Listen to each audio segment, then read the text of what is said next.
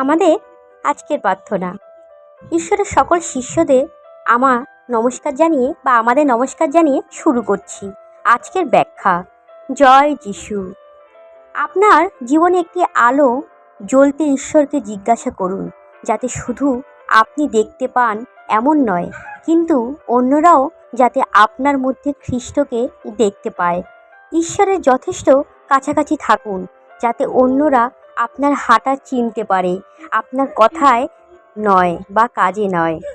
আমরা যখন নিজেদেরকে নম্র করে নিচে নামি প্রার্থনা দ্বারা, তখন ঈশ্বর আমাদের ওপরে উঠান তার শক্তির মাধ্যমে এবং আমাদের মাধ্যমে তার অলৌকিক কাজ করেন। আপনার হৃদয় খুলুন এবং তাকে আপনাকে পরিপূর্ণ করতে দিন। জয় যিশুর জয় হোক। তাই তোমরা ঈশ্বরের শক্তিশালী হাতের নিচে নত হও, যেন তিনি উপযুক্ত দিনের মতন তোমাদের উন্নত করেন।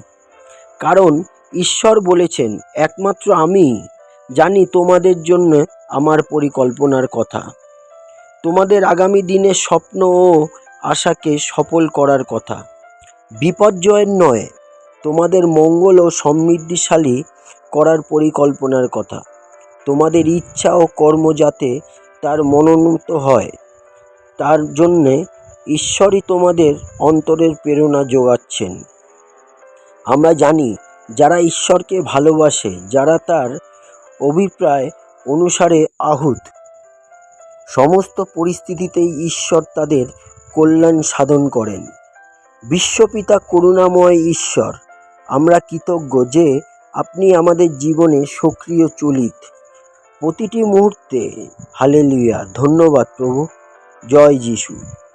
প্রভু, আপনার ইচ্ছার কাছে আত্মসমর্পণ করতে আমাদের সাহায্য করুন।